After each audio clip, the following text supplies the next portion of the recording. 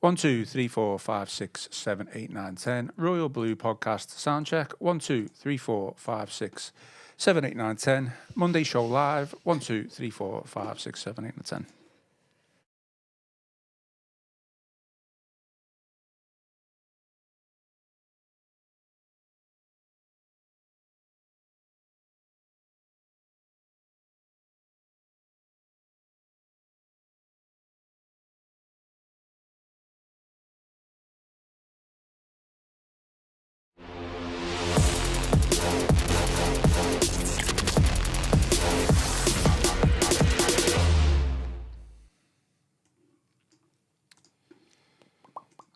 Hello and welcome to the Royal Blue Podcast. It's Monday.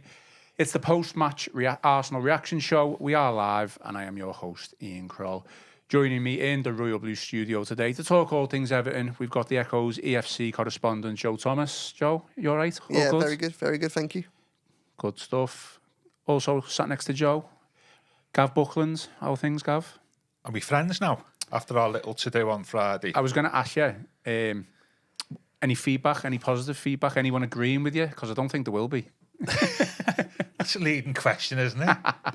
I think you'll see under when you did the link to our little fracas, there was at least a couple of people who said that they agreed with me. There wasn't many. Not that. It's a totally subjective thing. You need to agree or not, but I spoke to somebody on Saturday who said they agreed with what I was saying. They could see where I was coming from, but they still thought it should have been offside. So, okay. Anyway, Shall remain nameless. It remain nameless, but I think it was good debate. That's what podcasts are for. Exactly. It would have been boring as long as we don't throw punches at each other. Yeah. I suspect if it had carried on for 5 or 10 minutes, that might have been the eventuality. To be fair, But. Well, we haven't had Joe. You haven't been on, I think, for a week. You certainly haven't been on since post derby. So, just very quickly, was it offside or not offside? I think in the letter of the law it was offside, but the words have to do an awful lot of talking to explain why it is, so much so that I think that it's one of those where when the laws have to justify themselves that hard to try and convince the world that that's onside, probably shows us that it's against the spirit and the practicalities and the principles of the game, really, isn't it? What is James Tarkowski supposed to do? Because I'm telling you now, if they're asking defenders to make split-second judgment calls like that and just leave the ball to let it go through and see what happens, then it's a very different game, isn't it? So yeah, I think letter of the law, you can make an argument to say that it was onside, but the law is daft in this case. The law is an ass, as they say. It's just like Schrodinger's cat, and he could be offside and onside at the same time, really. But I mean, that was very much just to add David Moyes' view. Obviously, I was at Finch Farm speaking to him on Friday ahead of the Arsenal game, and that was essentially kind of where he came down to it as well. Like this, if you want to interpret the word, and the clearest interpretation of the law is that it probably was onside, but the law is just daft because, as I say, you kind of have to walk around corners to try and make an argument to say why that should be onside. It's just it's silly. Silly. Joe's on your side. I'm not going to go into it anymore. You can go back and listen to the podcast that me and Gav did on Friday if you want to hear any more on thoughts on that. That's put me in a bad mood, hasn't it? No, I just wasn't expecting. Things has taken an unexpected twist in the Royal Blue podcast. Maybe we will get those punches in a minute. Joe's an award-winning journalist, so you've got to take his he's opinion, fantastic. carries a lot of weight. I just don't want to repeat myself, that's all. No. This is I don't think the listeners and viewers want you to repeat No, yourself. exactly. We've moved on, but like say, Joe hadn't been on the pod for not that there wasn't a debatable decision to discuss on Saturday, of course. Okay, well, we'll talk about today's agenda. Obviously, we're going to look back at Arsenal, and for anyone who has seen the thumbnail for YouTube, I have titled it the C word, and that C word is controversy, just in case there was any uncertainties whatsoever with regards to what that was. Chris Beasley did a piece on controversy, and I guess there was a little bit of controversy, certainly more VAR dominating the scene as well. So we'll come on to that and look back at the Arsenal game as well. So as always, give a video a thumbs up, drop us a like, and if you haven't already, please subscribe to the channel. As always, support is greatly appreciated. And as always, get involved with the podcast. We are live. So drop us a comment and give us some questions. I'll put it to the lads. One thing that I've got to do before we actually get started, I've got to do a plug for basically a special souvenir edition of the newspaper, of the Liverpool Echo newspaper. So obviously, as we all know, Everton are set to say goodbye to Goodison Park, and the Blues are set to play out the final few matches at Goodison Park before moving on to Bramley Moor. So to celebrate this historic and poignant event, the Echo has basically produced a stunning, I'm obliged to say stunning, by the way. It is pretty good. Stunning, pretty good special souvenir edition. Well, I'll tell you what I'm going to do. Just remembered there. For those watching on YouTube, I've got it. Got a picture of it. So if you're watching on YouTube now, you can see the front page. So it says goodbye to Goodison Park. So basically, inside the souvenir edition, you can basically relive some of the epic games, obviously, that have graced the grand old lady. And there's some fantastic pictures from the archives, featuring stunning images of Goodison Park and some behind-the-scene images as well. So basically, for more information to get your hands on it, there is a link in the description, YouTube, as well as Apple and Spotify. You can buy it now. You can have it delivered directly to your door.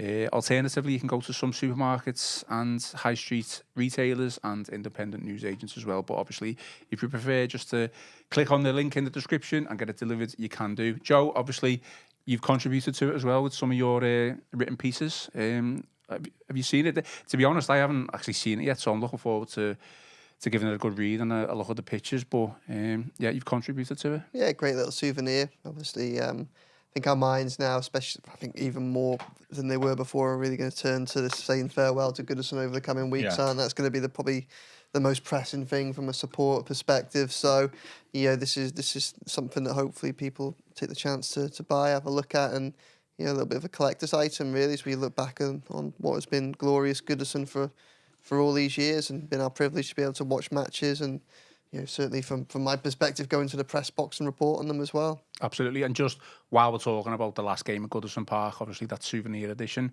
I was going to bring this up at the end, but might as well bring it up now. Still no word on when the final game date time is going to be. Slightly frustrating for fans. Well, yeah. I mean, I think so. I think it's imminent. I must admit, I thought we were going to get it on Friday. Yeah. The schedule for fixture releases that the Premier League put out in the summer suggested that the 4th of April will be the cut-off point. That hasn't been the case. So, whether there's a bit of last-minute wrangling over TV or whatever, I'm not entirely sure. But yeah, it's very, very soon that we'll find out. Obviously, we know it's not going to be the Saturday because that's the FA Cup final day. So Sunday and Monday night are probably the most likely options there. Yeah, hopefully we'll get that information as soon as possible, either today or soon this week. Initial thoughts on the game then, Joe? Obviously, Everton playing the current second-best team in the league. For me, thought it was a bit of a scrappy game. Thought the referee was involved quite a lot, but maybe when he didn't need to be. I thought Arsenal made the game scrappy themselves. We know Everton win. Performance-wise, it wasn't the best performance, but we come away with a hard-earned point. And I think when it was coming to the final whistle, and I thought if we can hold on here, because it didn't really look like scoring, did we, towards the end? But I thought that is definitely a well-deserved point. Yeah, I think it's a deserved point. I think it's a good point. Another good showing. I thought the first 10 minutes after the second half, they came out and had a little bit of energy around them. Obviously got the penalty and it brought them back into the game. And it was, it's always good to be to be able to come away from a big game like that, having not lost, particularly after losing to Liverpool in midweek. So it's stunted the potential for any kind of run of defeats to start growing in what is a very difficult and still will be a very difficult April. I thought that, I've got to be perfectly honest, I thought the first 45 minutes was probably the hardest that Moyes has had so far since his return. I thought that was, and I think we have to bear in mind, although Everton made some changes, that was probably an Arsenal side at 60% strength with probably 75% of their attention on Real Madrid this week. And yet, still with that, I thought that was the biggest gap in quality that we've seen in that first 45 minutes throughout the second Moyes coming, essentially. Despite Arsenal probably not wanting it that bad, they comfortably kept Everton at arm's length and they got the one goal and stoppage time. They should have made it 2-0 when Trossard come through. thought if he'd have gone down, I thought that probably would have been a penalty as well with James Tarkowski flying in. So really that game could have been gone from them at half-time. So I thought, and I've got to be perfectly honest, I think in some ways, particularly with the result ending up still being a positive one, I actually thought that the golfing quality between the two squads was probably a good thing for Moyes to see, having had such a good positive impact over the course of the 2-3 months that he's been back, having so many good results against so many good teams. What we have found is when we've come up against some of the better sides, the energy, the passion, the determination has kind of been a little bit of a leveller that wasn't there in the first half against Arsenal. And I think that it's just I don't think there is any complacency or naivety about Moyes going into the summer rebuild that he needs. But I think it was just a bit of a reminder there that this can be an Everton side that can be very flat at times, and it does need improving. Obviously, comparing them against a side that haven't really pushed Liverpool this season, but they're going to be comfortable second, and they're going to get into the last stage. They're already in the last stage of the Champions League, so maybe not the best test case for it, but still an important one because there are a lot of questions there about a lot of players, and I think some of them are yet to answer them.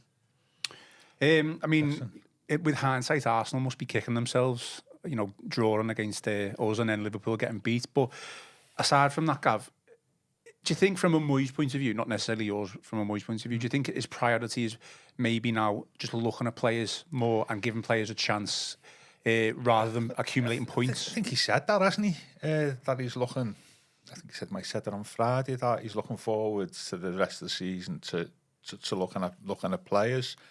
And that was maybe reflected in some of his substitutions and his selection of Ereboonum and Pano, might have been an injury there for Ghana, and Patterson in particular on Saturday.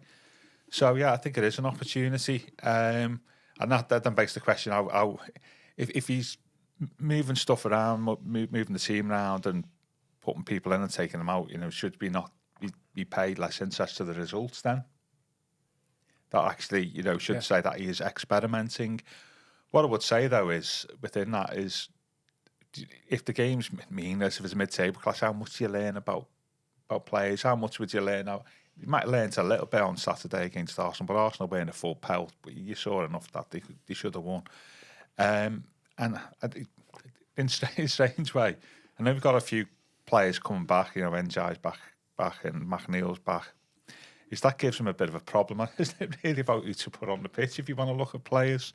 Are you going to learn a lot from, Rowie come on as a sub with 20 minutes left, or, Chimiti didn't even get on the pitch on Saturday. So, yeah, it's good, but that's a challenge in itself about, who you're going to select and how much credence you're going to give to their performance, considering it is, as Joe was saying, like before we came on here, that a bit of a feel of an end of season game in weather-wise and the tempo of it on Saturday. So yeah, it's good for him, but I'm not sure how much you learn by the end of the season, unless somebody pops in with a couple of hat-tricks, which would be nice. So it'd be interesting, but I thought it was a hard end point. It was good. It was good on Saturday that those two games, I think we played Liverpool and Arsenal, two best teams by some distance this season. Yeah. Whatever you say about the quality of the Premier League, and the 4 games, you've only lost one of them, haven't we?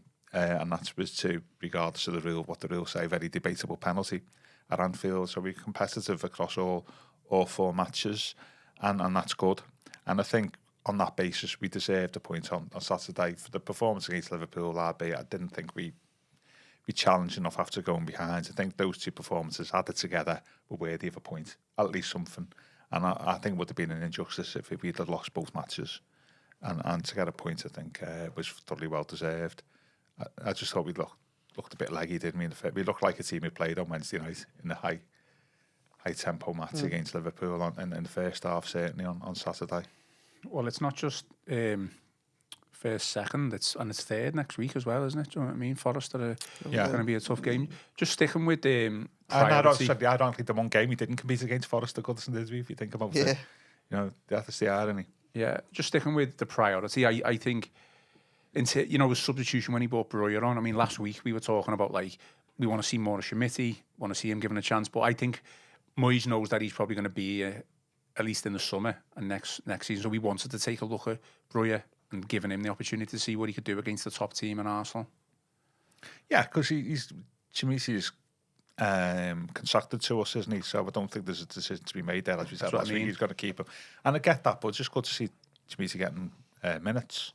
Haven't been injured all season. So, yeah, he has got options. And it'll just be interesting to see how he uses them. And we've obviously got Charlie Alcaraz to throw in into that equation.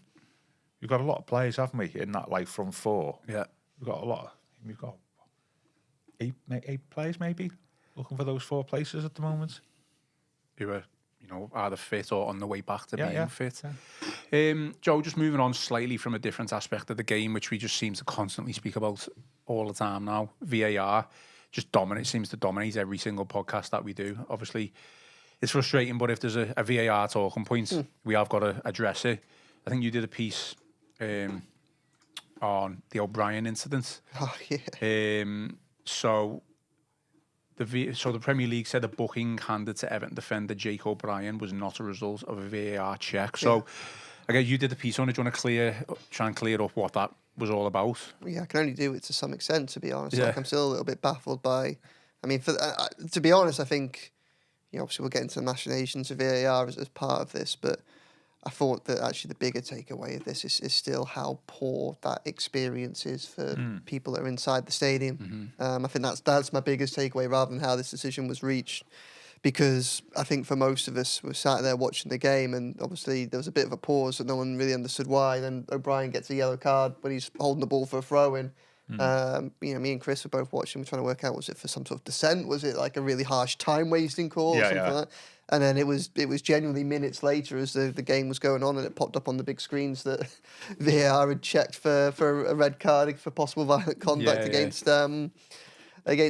Ben White. So I mean the sequence of events was confusing, and I think it was not helped by two further elements of this. One was that the yellow card seems to be handed after the pause in play that we can only assume was for the VAR check, and then the wording of the Premier League's explanation as well didn't help.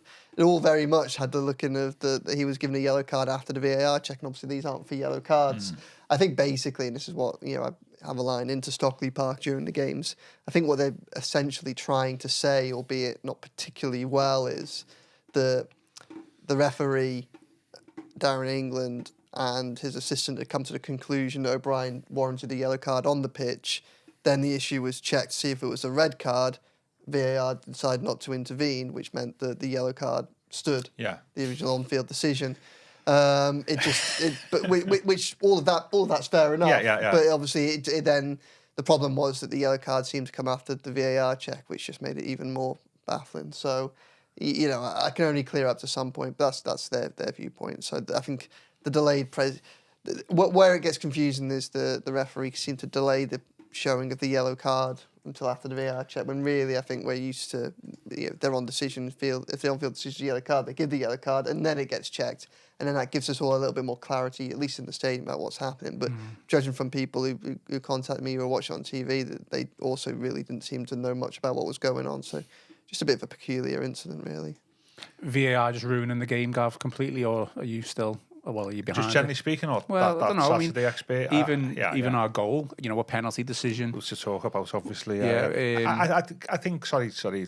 Joe's right. It's the experience of in the ground, isn't it? Really, and when I watch games at home, and you quite obviously know when you're watching at home on telly what's happening before they do in the stadium.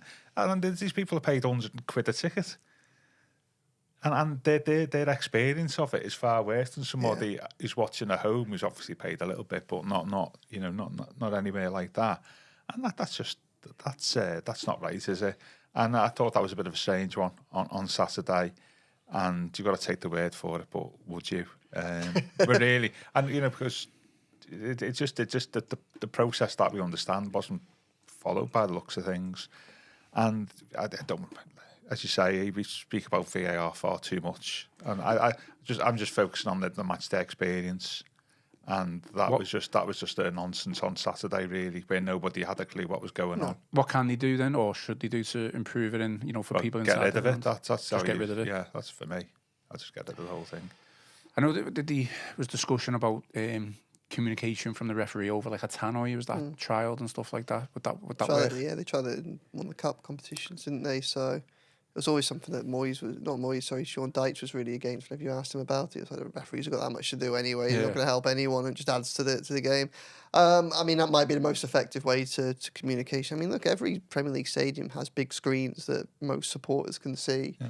I don't really, it's when you're watching games on TV, they automatically seem to know when a VAR check is going on in a way that whether as a match-going supporter or a journalist in the press box, we don't seem to have that level of communication, and I think that's poor. And I think it's the fans that suffer ultimately. So surely there's a very simple way of just using the big screens at games to do this more effectively. As I say, it was just a really unhappy kind of sequence of events, and included in that, it's not just the unnecessarily complex wording of the explanation, but also the fact that it just popped up randomly minutes later when no one knew a VAR had even taken place. I think that's the thing, isn't it? Use of the big screens. I think you're seeing that a lot more this season. Does it need to be quicker? I mean, we probably not going to know the answer to this, but who is obliged or who's in charge of putting this information up on the screen? Well, I'm sure it'd be Everton that put it on the screen, but it's the communications between them and.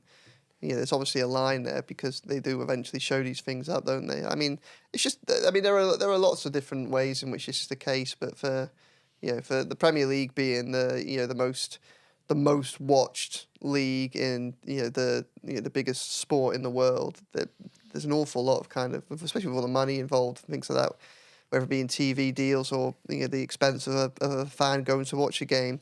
There's so much sloppiness and unprofessionalism, isn't it? There are so many parts of the experience that leave a lot to be desired. So, and just to be clear, I'm not saying any of this is on Everton. I mean, when we're talking about screens, I think it's all on the Premier League and the officials that kind of oversee how these things work. I mean, trying to work out how it's best to do it is interesting. And different places have different tactics. You go to Selhurst Park, for instance, it's quite funny because they almost have like a buzzer there, I think, where as soon as they know a VAR check, you get this really futuristic siren, and it's like an EA Sports announcement. It's like VAR check in progress, and like quite often you don't know what the VAR check is for, but you at least know that the one's going on. So I mean, it's probably one of there are more important things in the world, but in terms of the Premier League and the product, there's probably something else that Premier League and clubs and everyone need to sit down over the summer and just work out with. But then that would suggest that they actually have a degree of care for the match-going fan. And to be perfectly honest, I'm not sure how high up the list of priorities the match-going fan is for the Premier League right now. Well, and that's a very good podcast in itself, isn't it? Exactly. So I mean, we've already spent too much time talking about this, but look, it was a complete faff. It was a mess. It was confusing. At best, it was, a bizarre sequence of events that was handled poorly. At worst, he's ended up with a yellow card as a result of communications with the VAR officials, which isn't what should be used for. So. There's no happy ending. Yeah. Right. What Joe was saying, I remember Martin Yole, when he was manager of Fulham, said that when you take away the sheen and the glamour of the Premier League, he says everything's run in a very amateurish manner. That's it. And what we've seen, and that was about 10 years ago, we said that 10, 15 years ago, what we've seen since is actually, and we've been punished for some of it, haven't we? Been involved in some of it. When you've seen what we were done for last season, the way that was handled, he was spot on. And I don't think it's really improved that much. And final thing about the VAR timing and stuff, we're quite privileged, aren't we, in the press box, that you've got the screen, the TV screens. So if you're a specky sitting behind the press box, you'll see on the TV screen the outcome of the check before it go. It's officially circulated, and that doesn't seem right. That happened for the Merseyside derby, Tarkovsky goal. But I sit on the low guarders, but my attention was turned to noise and celebration from the fans in the Bullens. They knew before it was announced, and it was a group celebrating. Because they'd have the monitors where the TV cameras are. They'd have the monitors. Yeah. And that doesn't fit right, and that needs to be sorted. To be honest with you. I think you found your second calling in life there with a voice like that, EA Sports game announcer. I mean, Joe, we're saying we've spent enough time talking about VAR, but Arsenal obviously scored a goal, which we can discuss. It was disappointing. It was a mistake, and then we maybe should have done better to even clear the ball away. But Everton's goal, a penalty. Referee awarded it on the pitch, but again, it just goes straight to VAR. I know the decision went in our way, but again, an element. I'm not complaining about it, but an element of frustration again that maybe when, you know, not that it didn't go our way, but that it went to a VAR decision. Yeah, I think all penalties go to VAR pretty much, don't they? Because I mean, that's do they need to though? Do they need to? Well, I mean, that's the question, isn't it? Well, I guess they probably do, don't they? Because the subjectivity of the rules and the importance of the decision, really, probably like most straight red cards go to VAR as well, don't they? I mean, I don't, you know, we either have the system in place and we use it, or we don't have it at all. You know, so I think the issue is less when VAR checks and more when it decides to intervene, and how much priority and prominence is given to the on the pitch decision, and how much time is spent.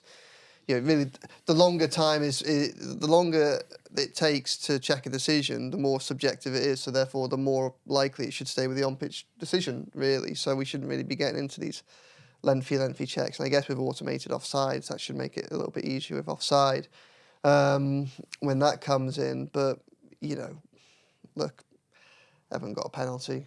I'll take it. Was it a penalty? A bit soft, but it's a bit. So it depends. It's one of them ones where it depends which angle you look at it. Really, a little bit soft, but I think that, you know, Lewis Skelly does an awful lot of leaning into Harrison, and, you know, he doesn't get to ball, doesn't get near the ball. Really, all he's doing is trying to impede the player from getting to it. So, you know, I think it's a penalty, whether it's, you know, soft or not. I think it's there. Like, and, you know, I'll take a call that goes in Everton's favour, because I think we've had a few. I think they should have had a penalty against Man United in stoppage time. And penalty wise, I might have lost my head thinking about this. Was there one in the derby at Goodison when Beto just got wiped out in the box? Yeah, like it was a shoulder barge, and it was just, you know, it was a very different kind of style of tackle to this one. But again, the same element where, you know, you just get someone a defender who's not playing the ball or getting anywhere near the ball, who's taking out a player. And, you know, I was pleased to see this one given, and, you know, it was nice seeing Dye step up, take it, finish it so coolly. And, you know, just going back to the actual game itself, thought one positive about the game was Dye was superb. I mean, there are a lot of players that there are a lot of questions about in this Everton squad. One of them is not Ilman and Dye. I think he showed precisely why at the weekend. Not just with what he can do from an attacking sense, but in games like that. From a defence, so often when we defend the set pieces, things like he was last man when Arsenal tried to counter, and you know, made a lot of important contributions. So, did I ask Gav whether it was a penalty or not? Well, I'm going to agree with you for the change. I've been with an Arsenal fan this morning talking about this, the natural conversation. He thought it was a penalty. Yeah, he said if there's two players grappling and Lewis Skelly's grappling a little bit more than what Harrison was, and Harrison goes down, then it's understandable that a penalty. Especially when one's trying to get to the ball and the other one isn't. Yeah, you know, so. And so I can see why it was given. I mean, what was that? We've had two penalties in the Premier League at Goodison in 2.5 years. You know, and it was like, last one we scored was in January 23. You know, it's nearly 2.5 years ago. That, Damari Gray. Yeah. And obviously Beto missed last season. So, yeah, it was a bit soft, but maybe 60-40 and in our favour. The angles I think the angle we're looking at Match of the Day on Saturday was not necessarily the right angle, and I've not got a problem. I think what the issue you've got there is comparing, I don't want to talk about VAR processes again. Joe mentioned the word there, subjective is. Was the VAR treatment of the Man United penalty and the Arsenal penalty the same?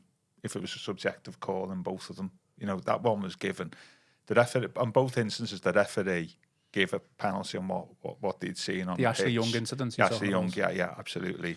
And in one case, it's a subjective call. No, the referee said that was onside and somebody. There was enough there to award the penalty on the pitch, regardless of what you're talking about. And in one instance, the VAR said like overturn, and one said go with the on-pitch decision. And on the basis that I want my cake and eating it, I can't see why, if that was not overturned on Saturday, why the Man United one was overturned. I think with that one, I'm glad you brought that up, because I do think the Harrison one and the Young one are very similar in the sense of the holding on the shirt. But obviously the explanation that the PGMOL gave was that they weren't looking at that incident where specifically it was the Harry Maguire one. So that's why it hasn't been given. Either way, the on-pitch decision was on a very subjective call, was a penalty. And but based on a legit foul. Right, sorry, Harry Maguire's foul rather than legit. Yeah, I know what the VAR is. I know what can't say his name. Yeah. What's his name? Delete. What am I saying? Legit. Yeah. Oh my God. Yeah. I know that there's probably, they're not exactly similar, but it's frustrating where it's just both of them are subjective calls. Referee gives a penalty in both instances, and one the VAR overturns it, and one it doesn't. And I don't think that sits right with me.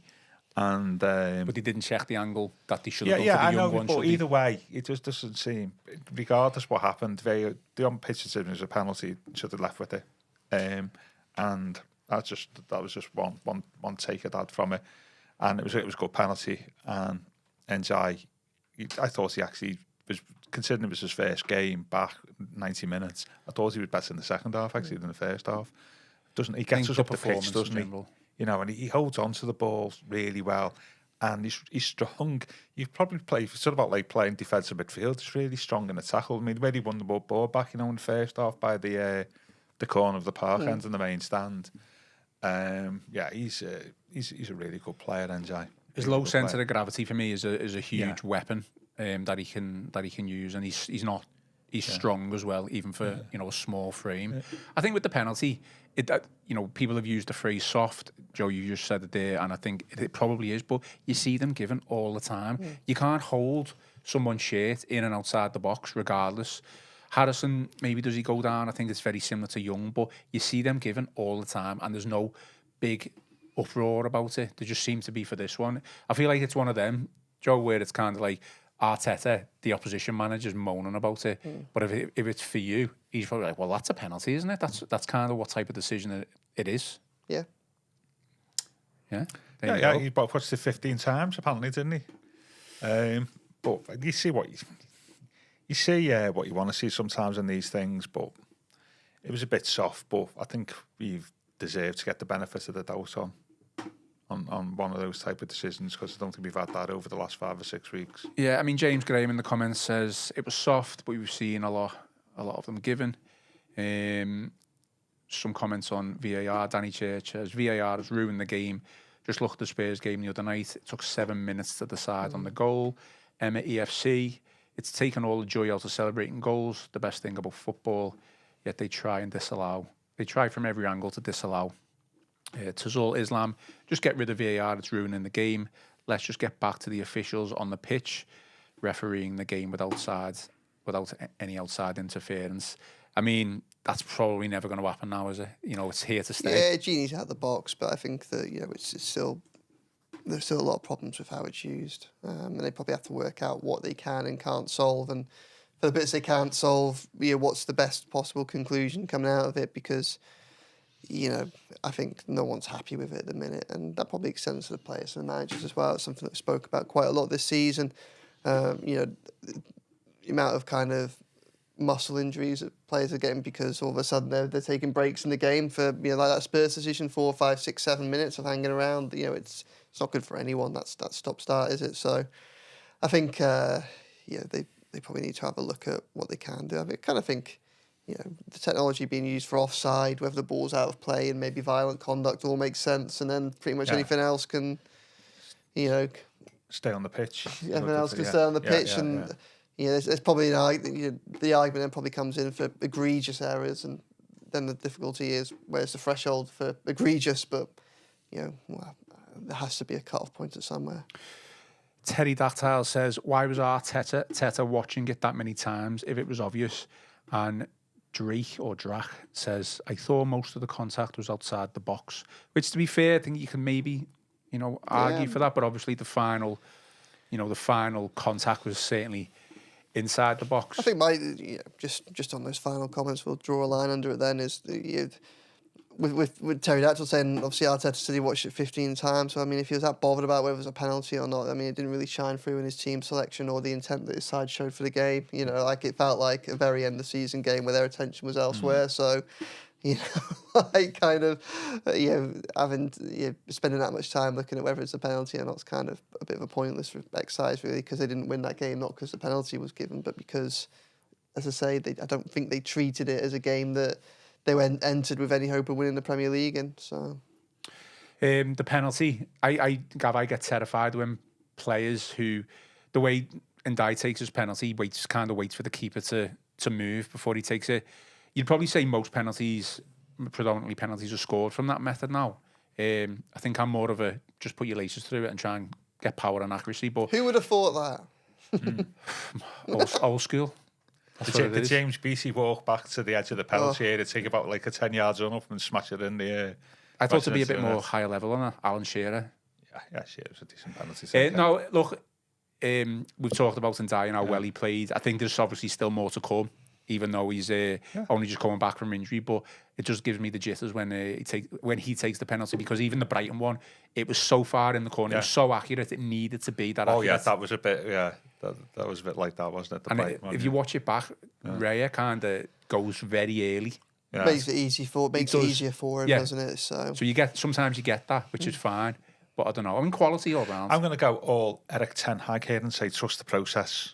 Trust the Ndiaye, because he's a really skillful, intelligent footballer. And the few Everton players we've seen play taking penalties, I wouldn't necessarily trust them to use that method. But he'd be definitely one I'd be totally comfortable in doing it, really. And it was a big penalty, wasn't it, really? It was to get us back in the game, and we've just lost to Liverpool. You know, so it was a big penalty. And I was totally confident that he was going to score it. You trust him. He's a cracking player. Him, he really is. I mean, it just showed. I know, like, there's lots of stuff going around about comparing Moyes and Dyche's points, whatever. But one of the factors within that is Dyche this season has had Ndiaye all season, didn't he? Really, and Moyes has missed him. He missed half the games for Moyes, maybe something like that, more than that. Well, it was about 7 weeks. You would like to think that there's a couple of games in those run of draws that if he played, he might have made the difference between a draw and a victory. Cemented themselves as Everton's official penalty taker now, then. Because obviously, if Calvert-Lewin was on the pitch, you maybe expect to be a bit of a fight, but that hasn't been the case, has it? Possibly.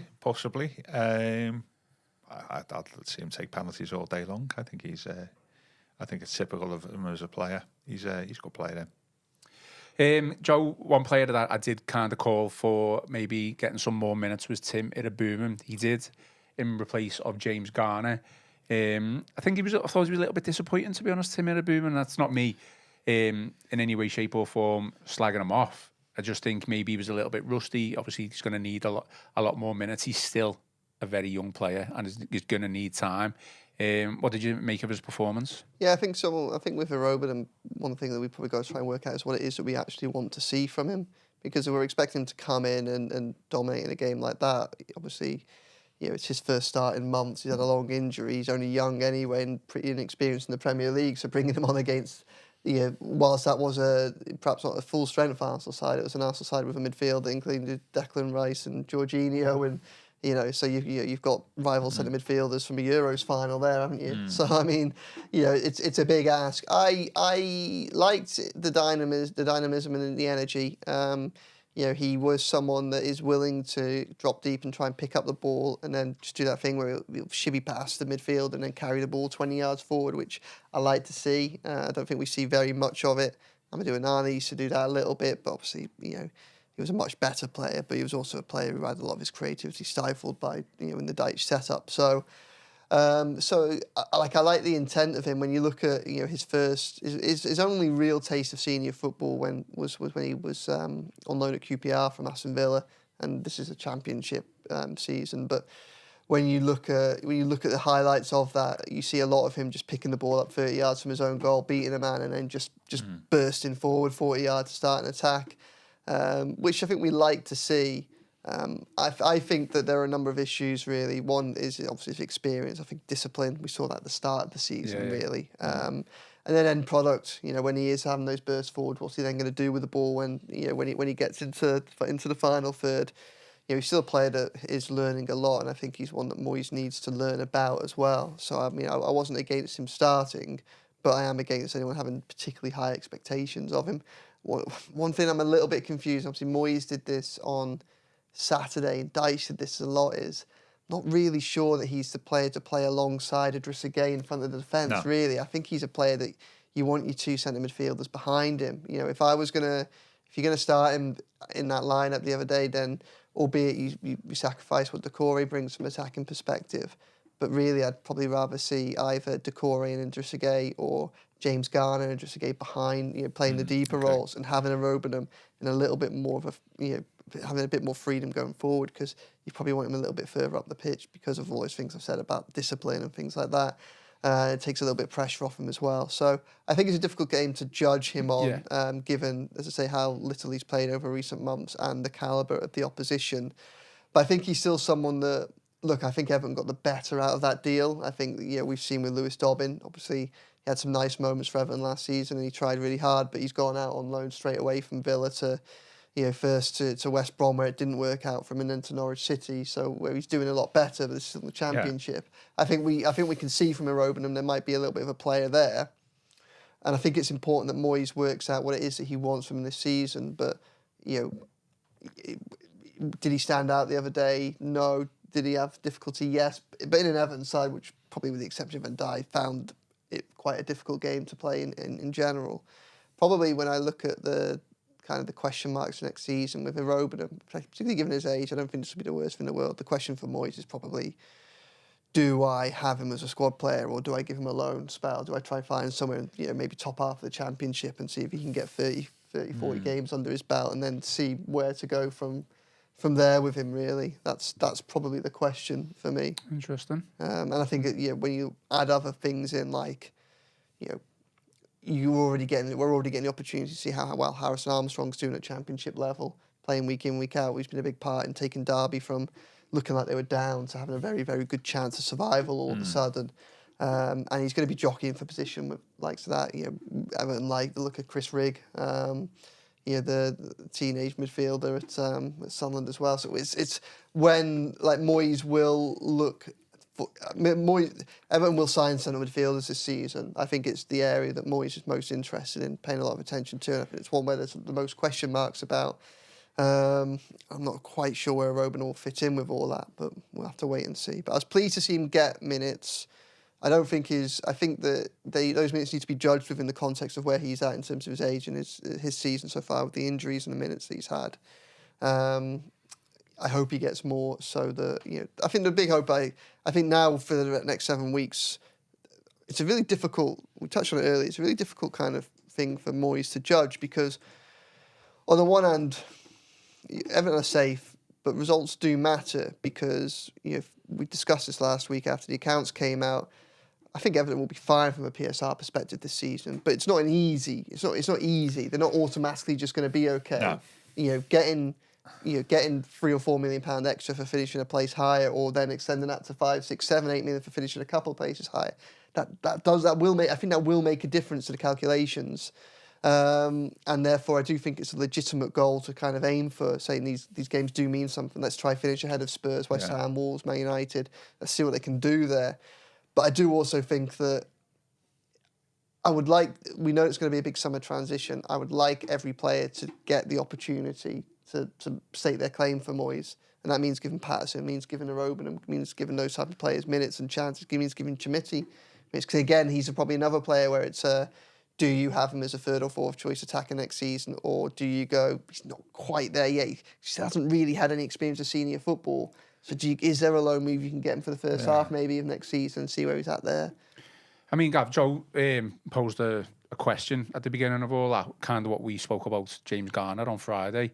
What do we want from Tim Iroboom? What do we want from James Garner? There must be a number of players in that squad. Well, they're two different players, aren't they? No, but there must be a number of players in the squad we were saying the same thing about, or not questioning as such, but just asking the questions, what is their role in the team? I agree with Joe. I think Iroboom has probably not got the discipline to be playing deep, but then is the better players to play in that number 10 role over Iroboom. So it's a tricky situation. It doesn't have to be a number 10 role. I wouldn't say he hasn't got the discipline. I'd say he hasn't got the experience. It's a big ask, asking somebody who's, 21, 22, still young, to play as a once a better phrase, a number 6. You know, where it's all about experience, all about understanding the game and seeing what the opposition are doing. You're not necessarily watching the ball. You know, sensing danger. You know, it's a big ask to ask somebody with relatively little experience to do that job, especially when, you know, you're playing against the midfielder quality of Arsenal. And so if you're going to play him, you want to sort of sound pompous. You want to de-risk that, don't you? You want a bit further up the pitch where you can take a few more chances, but it won't necessarily impact on the team. And you saw there was a couple of times on Saturday, didn't you, where he took risks in dangerous positions and he lost the ball 2 or 3 times, and Arsenal could break. And you want him to.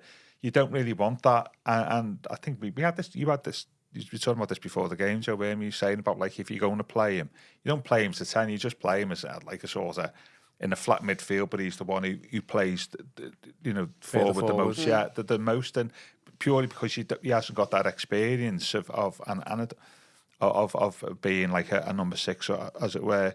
And I still think there's promise there, but not necessarily in that role. It's an interesting question you're asked, though, generally, because the counter to that, not the counter, the key question is, how many players in the squad at the moment would you say we know what they can offer and we want to keep them for next season? It's quite clear that they are going to be what we think is going to be, Moyes' starting 11, first game of Bramley Moore. How many players, the one we are certain that day, if fit, are going to be in that starting 11? Tell you what, there's a lot fewer than what you think. You've mentioned a couple of NGIs, obviously one of them. You think Branthwaite, if he's here, another one. Yeah, Pickford, 3. Of the rest, O'Brien, yeah, O'Brien definitely. Would you have O'Brien over Tarkowski? I think he's key to the squad either way, as a right back or a centre back. I just think. Would you be happy next season if Everton started with O'Brien at right back rather than a specialist? Stump me there. I think we still need to see more of Patterson, who incidentally played out of position as a left back, but I think he did okay. Yeah, he did well. Yeah. So ideally, no, you don't want your 6'4" centre back playing as your right back, do you? You want him. Ideally, for me, the partnership is Branthwaite and Tarkowski. Moving forward, because they're still young, who knows what's going to happen, but that doesn't mean to say I'm ruling out James Tarkowski either, and we don't know what's going to happen with Branthwaite. I think that I said previously, I'm not totally convinced about Tarkowski. I thought he could have done better for the first goal. I'm not sure their goal, I'm not sure what he was doing there. But there's not many. There's big discussions there, isn't it? Beyond just Garner and Irabunum. Really, probably say at most 3, 4 players are definitely guaranteed to start on. Getting in the starting 11 for the first game, one of whom might, you would hope still here, and so there's a lot of work to be done, really, in that area that we've spoken about. We talked about the players who are leaving, but there's a hell of a lot of work to be done with the players who are here in terms of decision making for Moyes, because that'll inform his transfer strategy, and what happens with Irabunum will depend on who we're getting elsewhere. I mean, Garner's got a year left on his contract. What happens if somebody wants to, looking at him, think, we can do a good job for us? And we did pay money for him as well. Yeah. You want a return on your investment in some respect. There's some big decisions there, and Moyes will get some evidence towards those decisions in the last 7 or 8 games, or whatever it is, 6 or 7 games of the season.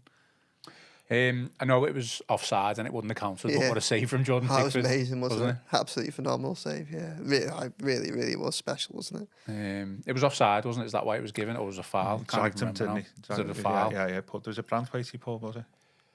I don't know, I just remember my heart in my mouth with Trossard through on goal, and then Pickford, I know, he blew the whistle, but...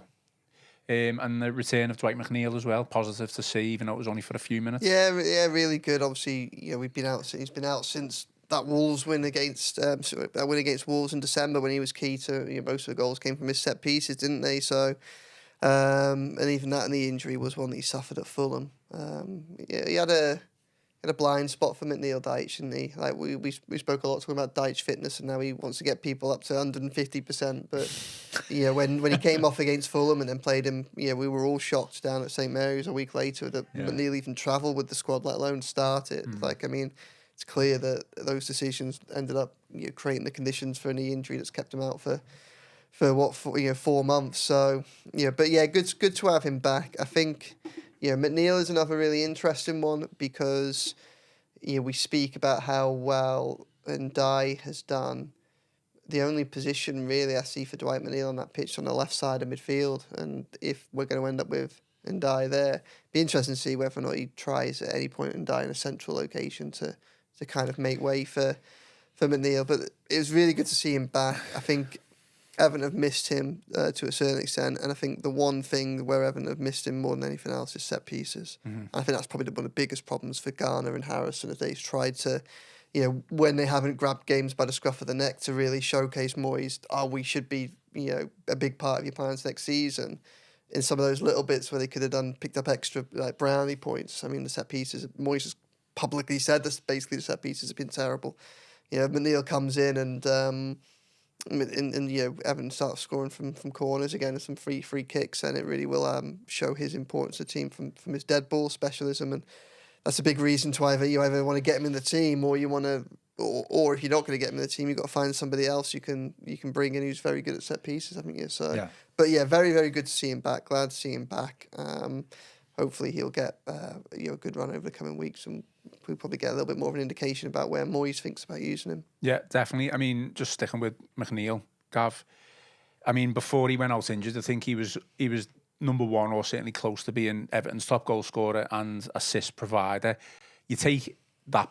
Any player out of that team who is that for that team, it's a big loss, and he's been out for the majority of the season now. Yeah, we forget about that, don't we? Yeah, that's what I mean. He's had a few seasons where he scored goals and he's produced assists. So we've been quite fortunate. I know we've had a few injuries. You have these league tables of injuries, days lost or games but about lower mid-table, if there's such a phrase, but like probably because of our small squad. Yeah, but I was going to say that that sometimes they're misleading because you've got a smaller squad, and actually also because of the players, our transfer restrictions is if it doesn't really tell the full story. If you lose your key players or the ones that you're relying on because of the size of your squad, because of the restrictions of what you've had to spend. They can be very damaging, and McNeil falls into that category. He's won us that game against Palace at Goodison. He won us that game on his own, didn't he? And he's been a bad miss. So Joe was saying the question is where do you going forward. So my question about next season, you brought it up at the beginning, is where does he get in? Would you extend it to wide's right and get him cutting in? Don't know. Yeah, I mean, me and Joe have had plenty of debate about where Ndiaye and McNeil should be better suited, and I wasn't necessarily playing devil's advocate, but I just felt at the time McNeil was more impactful from the number 10 position. I think things have changed now. With Alcaraz being in the frame, I think Ndiaye's proved himself to be Everton's best player, and I think he could do a job. Well, he obviously can do a job on the left, but maybe we do need to see him in the middle. I think it would be interesting, and McNeil on the left, and then it's open then for Alcaraz if we sign him, Lindstrom, Harrison. There's a lot of players, isn't there? Like you said, 8 or 9 players looking for 4 places. Tazul Islam says just on Iraboom, it was Tim's first start in a while against tough opponents. Think we need to ease him in. Yeah, I think that's fair enough. Yeah. Terry Dactyle says Tim lacks discipline in what he is there for, but we've kind of touched on that. That's experience, isn't it? Lack of experience. No, nobody's a complete central midfield at the age of 21. Yeah. Final thoughts then. I guess we'll finish off now. I mean, for me, Joe, it was I just thought it was a really good result. I mean, Arsenal far superior side, player for player, second in the league, playing Real Madrid on Tuesday. And we're undefeated, I guess, against Arsenal. We drew with them again. It was December, wasn't it, on that tough run. Very scrappy game, but I'm just glad we came away with a point. Yeah, good resilience. Really pleased that they were poor the first half, but I was pleased to see them come out energised in the second half. And obviously they deserved the penalty, I think, for the intent that they showed after the break. Look, like you say, Arsenal's just a far better side. Everton come away with it. They found another way to not lose a game, which could easily have been lost, and that's good. It's another point. It just takes the pressure off things like, if you start, if you lose to Liverpool, then you lose to Arsenal. Then all of a sudden, when you've got Forest, Chelsea, and City come in, it just takes. If you carry on losing games, it can build a pressure that doesn't really need to be there. So, it kind of avoided that. So I was good. As I say, I was pleased that Ndiaye was able to put in such a good performance, which I think hopefully removes any. I don't think Moyes necessarily had any doubts about him, but he's not a player that he's been able to use that often. So, there's one tick for next season sorted. I mean, I've seen a lot of people, Gav, just saying they're slightly disappointed with the result and the performance. I think we can agree it wasn't amazing. But does that show how far we've come in such a short space of time that we're actually disappointed with a draw against Arsenal? I don't know why you'd be disappointed. I'm not. I'm just saying I've seen people. Possibly. One play we did mention, by the way, Brandface I thought was excellent. Okay. On Saturday, we got the full Pickford experience again, didn't we? On Saturday, the missed kick at the start of the game. You missed the corner where there was a great header off the line, wasn't it, off Brandface, and then that save that but it didn't count, but he didn't know that, did he? And it was a couple of good saves elsewhere, so we got the full Jordan experience. But I wouldn't say anybody should be disappointed with that. I was disappointed with the first half performance, but in terms of the results, I thought we fully deserved it. Strange Arteta, isn't it? We spoke about Arteta on Friday, about him as a manager, and it's that old, one of the great adages in football is a manager sets his team off more often than not the complete opposite of what they were as a player. And Arteta was a silky smooth flair player. And his team has got that. His team is a little bit more clunky and has got, they use the dark arts and all that type of stuff, which they don't need to do. And Arteta as a player wasn't like that at all. And if you go through the history of the game, that's very typical of what happens to players when they become managers. They do the complete opposite of what they were as a player. I've seen some really defensive players who've set the teams out, fantastically, Well, Harry Katic was an all-elbow set striker, and his teams played brilliant football, And Alex Ferguson was the same. Arteta, it's the other way, with a flair player, but his teams are a bit clunky, and they break it up and they play up, and constant stoppages and. That's what I felt they were the team that were doing that. To be honest, and Arteta, the player, I think that goes completely against what he was like as a player, but it's not untypical of the game over the years, really. Okay, well, we'll finish off. Just a reminder, don't forget to take a look at the special souvenir edition of the Liverpool Echo. It is Goodison, Goodbye Goodison Park. So how many pages is it, do we know? 48. 48-page special, which you can go and buy now in local newsagents, local shops. But if you want it delivered to your door, you can take a look at the link in the description in the YouTube video, as well as the Apple and Spotify platforms. And I forgot to mention this at the beginning, but just a reminder as well, Chris Beasley's interview with Trevor Stephen as part of the Goodison Park My Home series is out tomorrow, both on YouTube and Apple and Spotify. So, keep an eye out for that. All good? Yep. Yeah? Take a point. Yeah, fantastic. Okay, well, that is all for today's show. Give us a like and subscribe to the channel. Don't forget us to drop some 5-star reviews on Apple and Spotify. Most importantly, enjoy the rest of your day, enjoy the rest of your week. I've been Ian Croll, joined by Gav Buckland and Joe Thomas, and this has been the Royal Blue Podcast.